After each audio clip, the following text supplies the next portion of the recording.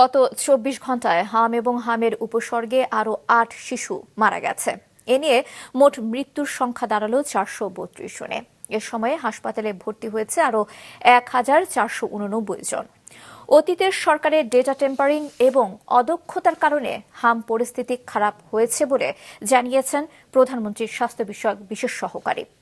একই অভিযোগ করে স্বাস্থ্যমন্ত্রী বলেন, গত দুটি সরকার শুধু হামের টিকা দিতেই নয়, ভিটামিন এ ক্যাম্পেইন চালু রাখতেও ব্যর্থ হয়েছিল। ওবায়দুল কবিরের রিপোর্ট।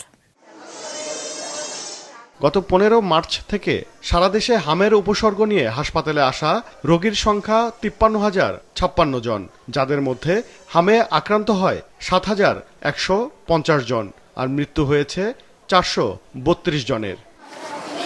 দেশে মাসব্যাপী চলমান হাম-রুবেলার টিকাদান ক্যাম্পেইনের মধ্যেও আক্রান্ত ও মৃত্যুর সংখ্যা না কমার কারণ হিসেবে সেসব শিশুদের অধিকাংশই অপুষ্টির শিকার বলে জানিয়েছে স্বাস্থ্য অধিদপ্তর।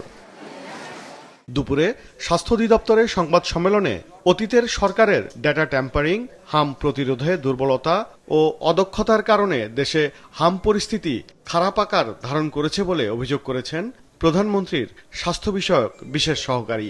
সেই সময় যে সরকার দায়িত্বে ছিল, তারা ডেটা টেম্পারিং এ কিন্তু সাংঘাতিক ওস্তাদ ছিল। তারা বিভিন্ন রকম ডেটা টেম্পারিং তারা করেছে। সরকারের আপনার দুর্বলতা, তাদের ভবিষ্যৎ তারা চিন্তা করেনি এবং তাদের অদক্ষতা বিভিন্ন কারণে সেই মিজেলস রাউন্ড একেবারেই হয়নি, যার ফলে আজকে আমরা এই ডিজাস্টারের মধ্যে জাতিগতভাবে পড়েছি।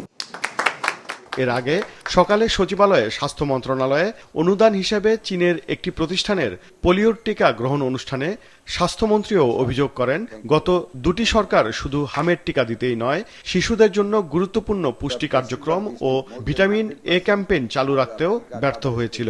জানান, এখনও যেসব শিশু হামের টিকার বাইরে আছে তাদের টিকা প্রদানের ব্যবস্থা করা হয়েছে। এখন আমরা মাইকিং করতেছি পর্যন্ত এলাকায় যারা ভ্যাকসিন পায় নাই, টার্গেটেড এরিয়ার বাইরে যেসব বেবিরা আছে তাদেরকে ডেকে এনে আমরা টিকা দেওয়ার ব্যবস্থা করতেছি, যাতে করে একটা বাচ্চা মিজেলস টিকা থেকে বাইরে না পড়ে।